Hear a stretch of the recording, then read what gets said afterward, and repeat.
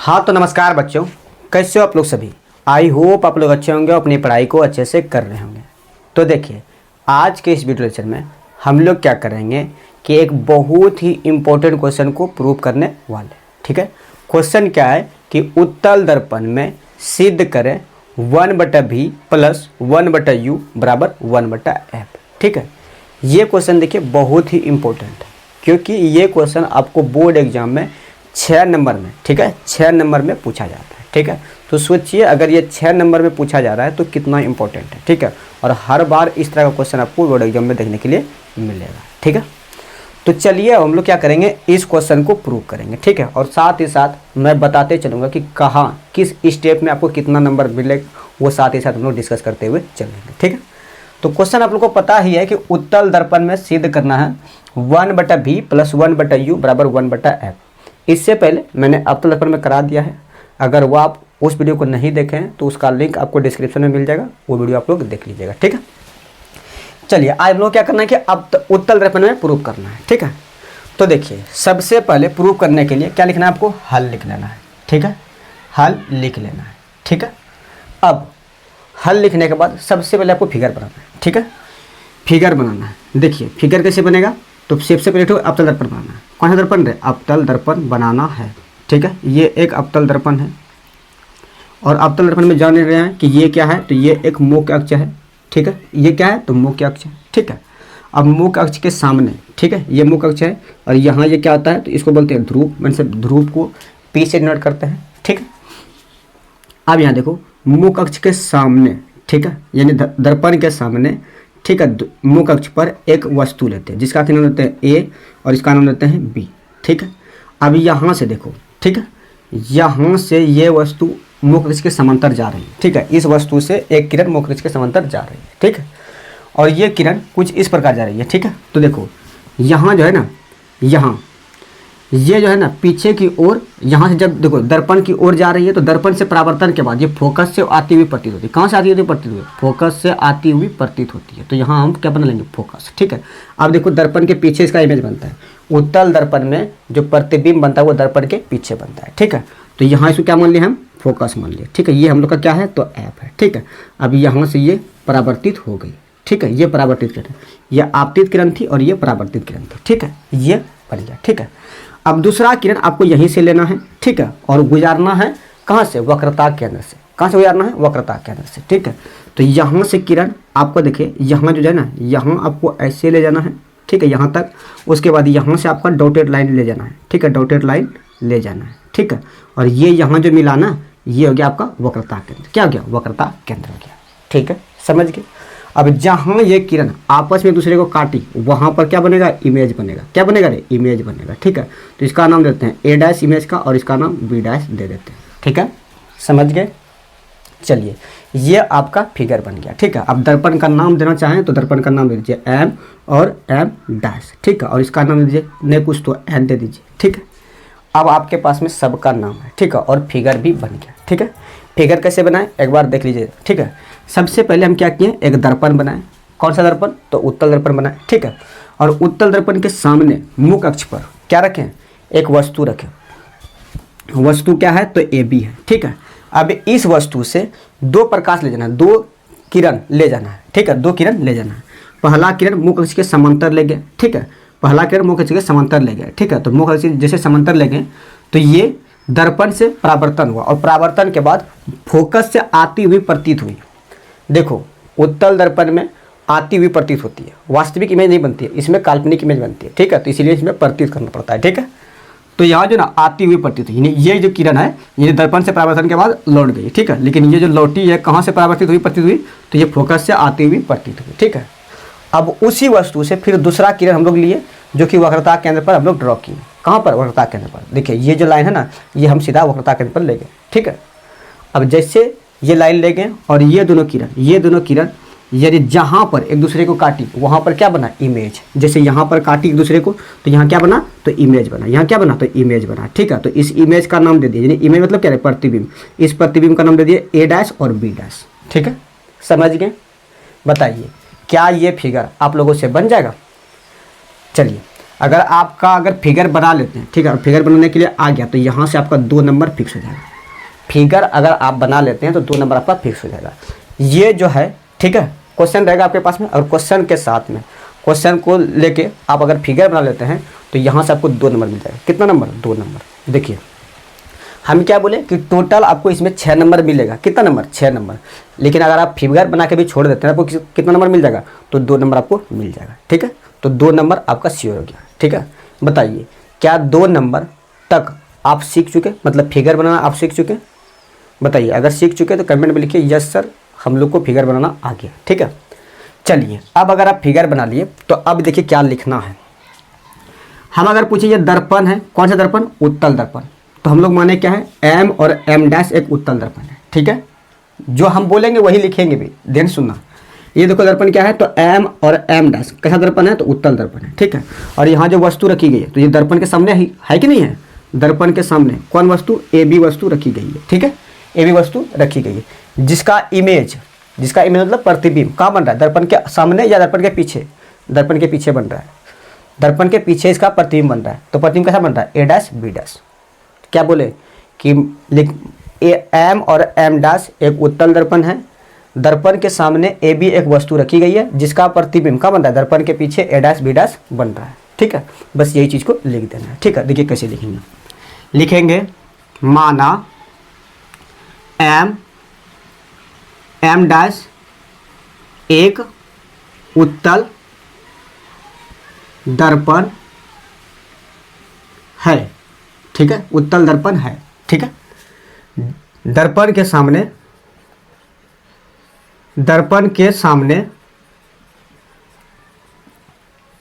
A B एक वस्तु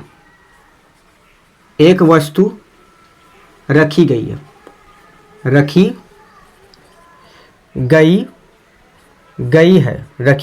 है, जिसका प्रतिबिंब मतलब क्या है? इमेज। जिसका प्रतिबिंब दर्पण के आगे बन रहा है कि पीछे? बताओ। तो दर्पण के पीछे, जिसका प्रतिबिंब दर्पण के पीछे, ठीक है, दर्पण के पीछे ए डैश बी डैश बन रहा है या रही है? बन रहा है। ठीक है, तो हमें सिद्ध करना है। ठीक है, ये करना है। उसके बाद लिखना है तो हमें सिद्ध करना है। क्या सिद्ध करना है? ठीक है, तो हमें सिद्ध करना है कि 1/v प्लस 1/u बराबर है तो 1/f। ठीक है, ये हम लोग को प्रूव करना है। ठीक है, समझ गए? बताइए ये लैंग्वेज क्या आप लोग लिख लीजिएगा। देखिए लैंग्वेज में क्या लिखें कि माना एम डैश एक कौन सा दर्पण है? तो उत्तल दर्पण है। दर्पण के सामने ए बी एक वस्तु रखी गई है। ठीक है, ए बी एक वस्तु रखी गई है। ठीक है, जिसका प्रतिबिंब ए डैश बी डैश, जिसका प्रतिबिंब दर्पण के पीछे, देखो दर्पण का सामने वाला भाग ये और पीछे वाला भाग ये हो गया। ठीक है, क्योंकि इधर कलई क्या हुआ है। ठीक है, तो इसीलिए पीछे वाला भाग ये हो गया। ठीक है, ए बी दर्पण के सामने ए बी एक वस्तु रखी गई है, जिसका प्रतिबिंब ए डैश और बी डैश दर्पण के पीछे बन रहा है। ठीक है, वही चीज़ लिखें। ठीक है, क्या लिखेंगे? माना एम डैश एक उत्तल दर्पण है, दर्पण के सामने ए बी एक वस्तु रखी गई है, जिसका प्रतिबिंब दर्पण के पीछे ए डैश बी डैश बन रहा है। तो हमें सिद्ध करना है कि 1/v प्लस 1/u बराबर 1/f। बताइए यहाँ तक अगर आपको लिखने कहें क्या लिख पाइएगा? समझ में आया यहाँ तक?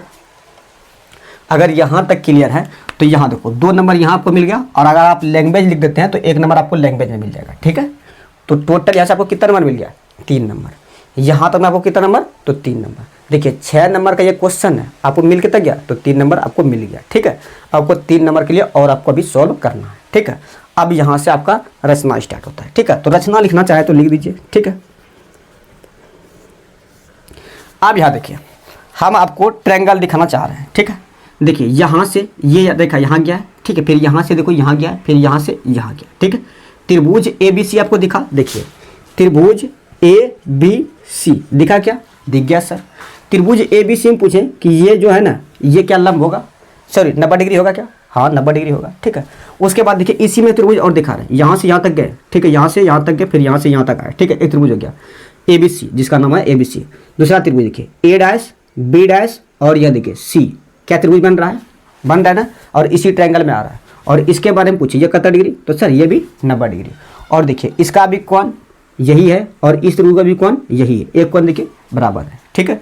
जब देखिए दो त्रिभुज का एक कोण बराबर और दूसरा कोण 90 डिग्री, तो ये भी क्या होगा, बराबर होगा ना, ये और ये बराबर होगा, ठीक है। तो त्रिभुज क्या रहेगा, समरूप। क्या करे, समरूप। तो देखो त्रिभुज ए बी सी समरूप हो गया किसके, तो त्रिभुज ए डैश बी डैश सी के, ठीक है। तो ये लिख देंगे त्रिभुज ए बी समरूप हो गया त्रिभुज ए डैश बी डैश और सी के, ठीक है। ये समरूप हो गया। अब देखो जब भी दो त्रिभुज समरूप होता है तो क्या होता है कि पहले का लंब अब बटा दूसरे का लंब होता है, ठीक है। बराबर होता है पहले का आधार अब बटा दूसरे का आधार होता है, ठीक है। अब यहाँ देखो अगर हम त्रिभुज ए बी सी में पूछे कि लंब क्या है, तो गुरुजी लंब तो ये टू है ना, लंब ये टू लंब हो गया ए बी, ठीक है।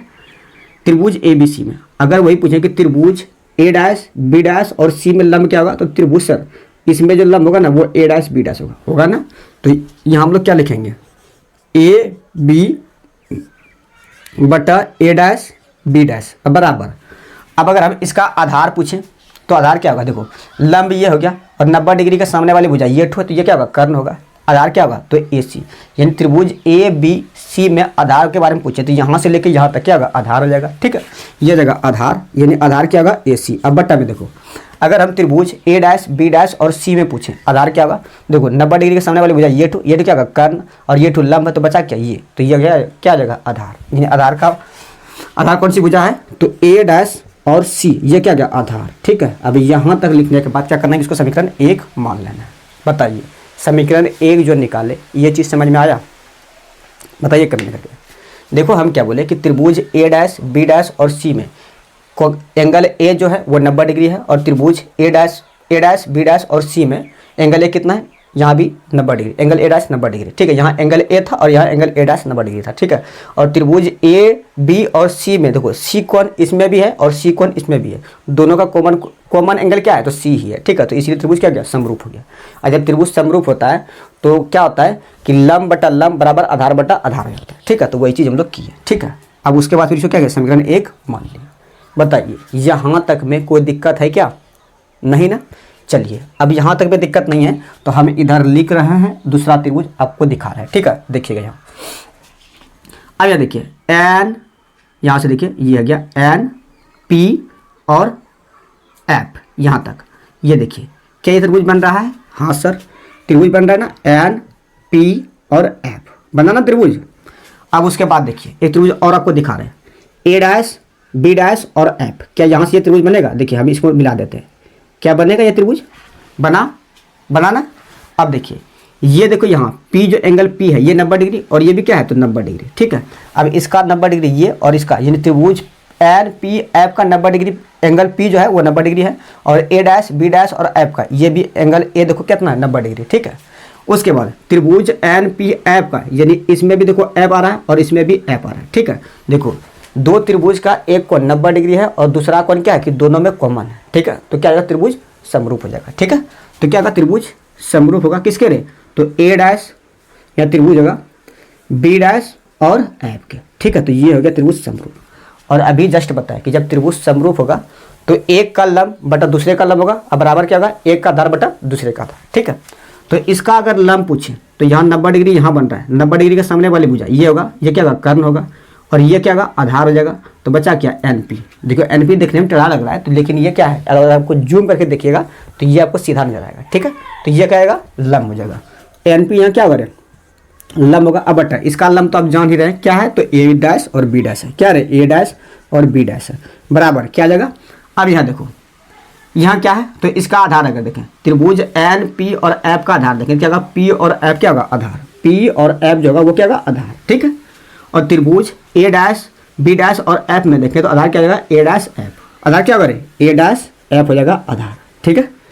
आधार क्या होगा, ए डैश एफ हो जाएगा, ठीक है। अब यहाँ ध्यान से देखिएगा, हम क्या बोले कि ये मुख्य अक्ष है और ये मुख्य अक्ष के समांतर, ये जो किरण जा रही है ये मुख्य अक्ष के समांतर जा रही है। और समांतर किसको कहते हैं, जबकि दो किरणों के बीच की दूरी समान हो उसी को क्या बोलते हैं, समांतर रेखा। नारे समांतर रेखा तभी होगा, या कोई भी दो रेखा समांतर तभी होगा जब उसके दो किरणों के बीच की दूरी समान होगा, तभी क्या होगा, समांतर होगा, ठीक है। अब यहाँ देखिए ये ए बी है और ये दोनों किरण क्या है, समांतर है। तो ये जितना लंबा होगा, इसके बीच की दूरी यहाँ जितना होगा यहाँ भी तो उतने होगा ना। इसके बीच की दूरी यहाँ जितना होगा क्या वहाँ यहाँ भी उतने नहीं होगा, क्योंकि दोनों क्या है तो समांतर रेखा है ना। तो यहाँ जितना इसका दूरी है यहाँ भी उतने दूरी होगा ना। ठीक है, तो देखो एन पी के जगह पे क्या हम लोग ए बी लिख सकते हैं, क्योंकि क्या है तो ये जो है ना ये दोनों रेखा क्या है समांतर है, और समांतर है तो एन पी जो है ना वो ए बी के बराबर हो जाएगा। ठीक है, तो हम लोग क्या लिखेंगे एन पी की जगह पे ए बी लिख देंगे, एन पी की जगह पे क्या लिखेंगे ए बी लिख देंगे। ठीक है, चलिए अब हम लोग क्या करेंगे एन पी की जगह पे ए बी लिख दिए। ठीक है, अब नीचे क्या है तो ए डैश और बी डैश है तो बी डैश दे दिए, अब बराबर है तो पी एफ अब बराबर है ए डैश और एफ, यानी ए डैश और एफ लिख दिए। ठीक है, अब यहाँ तक करने में समीकरण 2 लिख देना है। ठीक है, समीकरण 2 लिख देना। बताइए समीकरण 2 तक कोई दिक्कत है क्या, बताइए कमेंट करके। चलिए यहाँ तक कोई दिक्कत नहीं है ना, तो चलिए एक बार आपका इसका स्क्रीनशॉट लीजिए, उसके बाद फिर हम लोग आगे प्रोसीड करेंगे। ठीक है, जल्दी इसका स्क्रीनशॉट लीजिए। तो चलिए ले लिए स्क्रीनशॉट। अब यहाँ देखिए, अब ये देखिए ट्रायंगल यानी समीकरण 1 जो है वो क्या है ए बी बटा ए डैश बी डैश बराबर ए सी बटा ए डैश सी है। ठीक है, समीकरण 2 देखिए ए बी बटा ए डैश बी डैश बराबर पी एफ बटा ए डैश एफ है ना। अब समीकरण 1 का देखिए लेफ्ट साइड और समीकरण 2 का भी देखिए लेफ्ट साइड, क्या दोनों बराबर है ना। जब दो समीकरण का लेफ्ट साइड यानी एक साइड बराबर होगा तो ऑटोमेटिकली दूसरे साइड भी क्या होगा होगा ना। तो यहाँ देखिए लेफ्ट साइड इसका बराबर है और इसका ये दोनों का लेफ्ट साइड क्या बराबर है। ठीक है, तो इसका जो राइट साइड है यानी ये वाला भाग और ये वाला भाग भी क्या बराबर। ठीक है, तो हम लोग लिखेंगे समीकरण 1 और 2 से। ठीक है, समीकरण 1 और 2 से।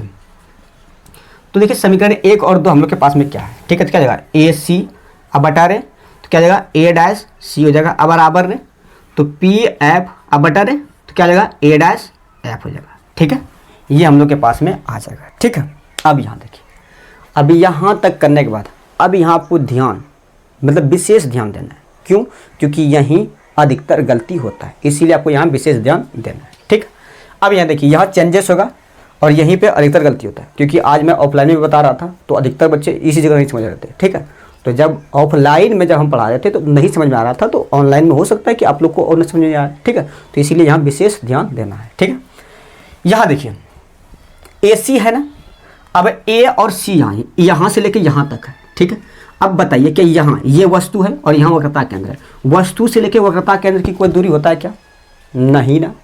जो भी दूरी होता है वो दूरी होता है ध्रुव से लेके वस्तु की दूरी को कहते हैं वस्तु दूरी, जिससे कि u से डिनोट किया जाता है। ठीक है, और ध्रुव से लेके प्रतिबिंब की दूरी को कहते हैं प्रतिबिंब दूरी, जिससे v से डिनोट किया जाता है। और ध्रुव से लेके फोकस के बीच की दूरी कहते हैं फोकस दूरी, जिससे कि f से डिनोट किया जाता है। और ध्रुव से लेके वक्रता केंद्र के बीच की दूरी क्या कहते हैं तो वक्रता त्रिज्या कहते हैं, जिसे r से डिनोट किया जाता है। ठीक है, जो भी दूरी होता है वो ध्रुव से ही होता है। ठीक है, अब यहाँ देखिए हम लोग के पास में ए सी है। ठीक है, यहाँ से लेके यहाँ तक। अब ए सी को क्या हम लोग पहले यहाँ से हम लाइन यहाँ तक खींचे। ठीक है, ये क्या हुआ ए पी, इतना लिखेंगे, इतना लाइन खींचेंगे, उसके बाद फिर इतना लाइन हम जोड़ देंगे, तो क्या ये ए सी कंप्लीट नहीं होगा ना। अब ए सी को हम लोग इसी तरह लिखेंगे, क्या लिखेंगे ए पी लिखेंगे पहले, उसके बाद क्या लिखेंगे इसमें पी एफ पी सी जोड़ देंगे, तो क्या ए सी नहीं होगा। पहले देखो यहाँ से लेकर यहाँ तक लाइन ड्रॉ किए, उसके बाद फिर यहाँ से लेकर यहाँ तक लाइन ड्रॉ किए, उसके बाद फिर ये दोनों को जोड़ दिए, तो क्या जितना दूरी ए सी का था जब ये ऐसे टुकड़ा में मतलब लाइन ड्रॉ किए तो और दोनों को मिला दिए, क्या उतने दूरी दोनों को मिलने के बाद नहीं होगा ना। तो वही चीज़ हम किए हैं। ठीक है, उसके बाद देखिए यहाँ ए डैश सी है। अब ए डैश सी, यहाँ ए डैश सी क्या किसी का मान होता है, नहीं ना। अभी हम बताएं कि अगर मान होगा तो सबसे पहले पी से डिनोट करना है, पी से ही कोई दूरी होता है। ठीक है, यहाँ से नहीं होगा।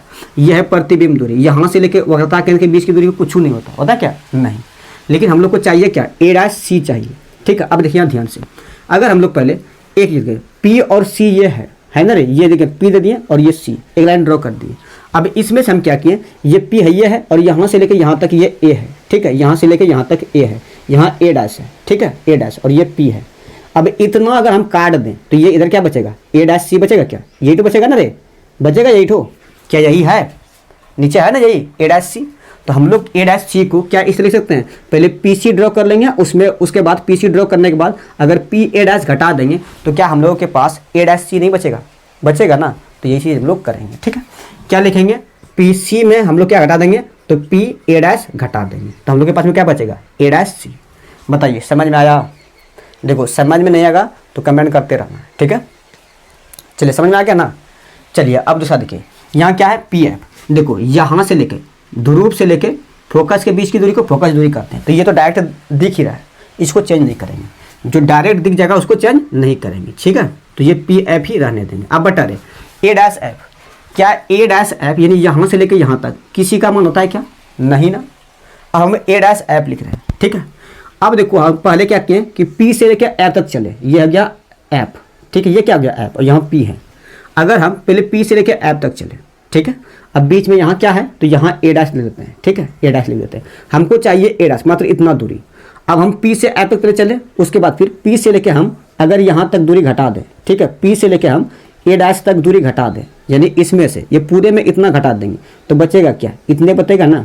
ये क्या गया ए डैश और ये क्या गया एफ, तो इतने बचेगा ना, बचेगा ना। तो हम लोग वही चीज़ करेंगे, पहले पी से एफ लिखेंगे, ठीक है। पी से एफ लिखेंगे, अब माइनस क्या लिखेंगे, माइनस क्या लिखेंगे, पी ए डैश लिख देंगे, ठीक है। इसमें घटा देंगे पी ए डैश घटा देंगे, तो हम लोग के पास में क्या बचेगा, ए डैश एफ बचेगा, ठीक है। बताइए यहाँ तक क्लियर हुआ? यही लाइन है, यही जो चेंजेस है जो कि अधिकतर बच्चे को समझ में नहीं आता, ठीक है। बताइए कमेंट करके, क्लियर है यहाँ तक? चलिए अगर यहाँ तक क्लियर है तो अब यहाँ ध्यान से देखिएगा, ठीक है। अब होता है एक तो चिन्ह परिपाटी। हम पिछले लेक्चर में बताए थे, जब हम अब तक अपने प्रूफ कर रहे थे उसमें भी बताए थे चिन्ह परिपाटी। एक बार हम इसमें भी बता देते हैं। अगर ये देखो मेरा बायां हाथ हुआ और ये दायां हाथ हुआ ना रे, ध्रुव से लेकर बाएं हाथ में, यानी ध्रुव से ध्रुव के बाएं ओर जो भी रहेगा वो निगेटिव में होगा, चाहे वो वस्तु रहे, वस्तु दूरी हो या प्रतिबिंब दूरी हो या फिर वक्रता की त्रिज्या हो या फिर फोकस दूरी हो, सब निगेटिव में। और ध्रुव से दाईं ओर पॉजिटिव में, ध्रुव से दाईं ओर पॉजिटिव में, ध्रुव से बाईं ओर निगेटिव, ध्रुव से दाईं ओर पॉजिटिव, और ऊपर रहेगा पॉजिटिव और नीचे रहेगा पॉजिटिव, नीचे रहेगा निगेटिव, ठीक है। बाईं ओर निगेटिव, दाईं ओर पॉजिटिव, ठीक है। अब यहाँ देखो ये जो है पी से लेके ए, ध्रुव से लेके वस्तु के बीच की दूरी को क्या कहते हैं, तो वस्तु दूरी, जिसे किसे नोट करते हैं, यू से। अब बताइए यहाँ पी और ए वस्तु दूरी हो गया, यानी यू हो गया। अब ये दाईं ओर है, यानी ये बाईं ओर है कि दाईं ओर, तो आप लोग कहिएगा गुरुजी ये तो बाईं ओर है। अब जब बाईं ओर है तो अभी बताए चिन्ह परिपाटी कि बाईं ओर सब क्या होता है, माइनस, तो यहाँ यू क्या होगा, माइनस में होगा ना, यानी पी ए बराबर यू होगा, तो यू क्या किसमें होगा, माइनस में, ठीक है। अब देखो ध्रुव से लेके फोकस के बीच की दूरी को क्या कहते हैं, फोकस दूरी, ठीक है। अब ये फोकस दूरी दाईं ओर है, ध्रुव के दाईं ओर है कि बाईं ओर है, तो गुरुजी ये तो दाईं ओर है, तो ये किसमें होगा, प्लस में, ठीक है। यहाँ देखो ध्रुव से लेके प्रतिबिंब के बीच की दूरी को प्रतिबिंब दूरी कहते हैं, जिसे भी से नोट करते हैं, ठीक है।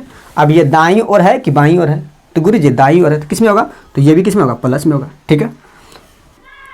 उसके बाद देखिए वक्रता त्रिज्या, यानी ध्रुव से लेकर वक्रता केंद्र के बीच की दूरी को वक्रता त्रिज्या कहते हैं, और ये भी किसमें है, दाईं ओर है, तो ये भी किसमें होगा, प्लस में, ये क्या होगा, प्लस आर हो जाएगा, ठीक है। अब सबका मान रख दीजिए, ठीक है। यानी इसका मान देखिए ध्रुव से लेकर वस्तु के बीच की दूरी को, यानी पी ए बराबर कितना होगा, यहाँ लिख भी देते हैं, ये पी ए का मान हो गया और ये पी एफ का मान हो गया, ठीक है। ये पी एफ का मान हो गया, और ये जो भी है तो भी है पी ए डैश का मान, किसका, पी ए डैश का मान, ठीक है। और पी सी यानी आर जो है ये पी सी का मान है, ठीक है। अब देखो पी ए डैश यानी ए पी या पी ए, तो क्या होगा, माइनस यू होगा, अब प्लस रे पी सी बराबर क्या होगा, तो आर होगा, क्योंकि ये प्लस में आर है तो प्लस आर हो जाएगा। अब बटा पी सी हो जाएगा कितना, आर, यहाँ देखो पी सी का मान कितना, यानी ध्रुव से लेकर वक्रता केंद्र के बीच की दूरी को क्या कहते हैं, वक्रता त्रिज्या, तो यह आर हो गया। अब माइनस पी ए डैश, ध्रुव से लेकर प्रतिबिंब के बीच की दूरी को प्रतिबिंब दूरी कहते हैं, जिसे किससे नोट करते हैं, भी से, यानी पी ए डैश बराबर क्या रखें, भी, और किसमें है, प्लस में। लेकिन यहाँ देखो पहले ही माइनस है, तो यहाँ क्या करेंगे, प्लस, मतलब भी जो होगा वो प्लस में ही होगा, ठीक है। अब बराबर पी एफ रे, तो पी एफ बराबर क्या है, तो एफ, तो यहाँ क्या लिखेंगे, एफ, और पी एफ यहाँ भी है तो यहाँ क्या लिखेंगे, एफ। अब minus P A dash, P A बराबर क्या है, तो भी, यहाँ क्या लिखेंगे, भी, ठीक है। बताइए ये जो लिखे समझ में आया यहाँ तक? अगर यहाँ तक समझ में आ गया तो अब हम लोग करना है क्रॉस मल्टीप्लिकेशन, मीन्स इसका गुना इसके साथ और इसका गुना इसके साथ, ठीक है। बताइए यहाँ तक में कोई दिक्कत है नहीं ना? चलिए नहीं दिक्कत है तो एक बार आप चाहे तो स्क्रीनशॉट ले सकते हैं। चलिए कीजिए क्रॉस मल्टीप्लिकेशन। देखिए पहले एफ गुना आर करेंगे तो क्या होगा, आर और एफ हो जाएगा। अब माइनस भी गुना एफ, तो क्या होगा, माइनस भी एफ हो जाएगा, ये इसका गुना कर लिए। उसके बाद यहाँ देखिए इसको एक बार लिख देते हैं ताकि आपको समझने में दिक्कत ना हो।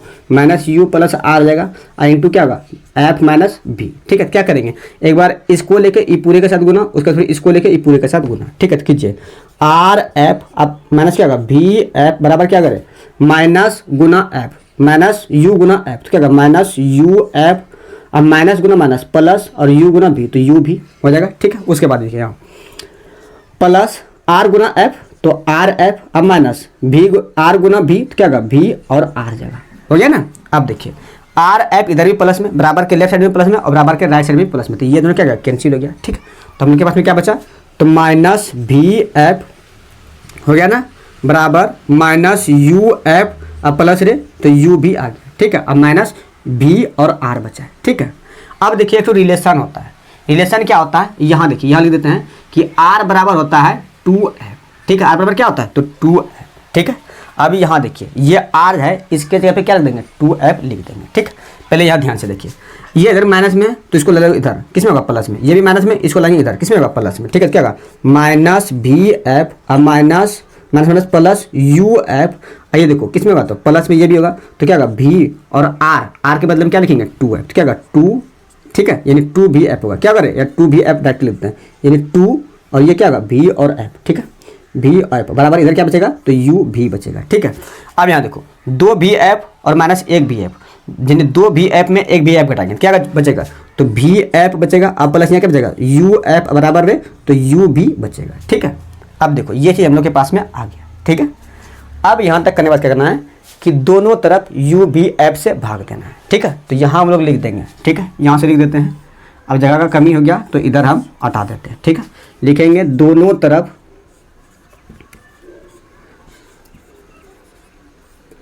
यू भी एफ से भाग देने पर, ये चीज़ हम लोग लिख देंगे देने पर।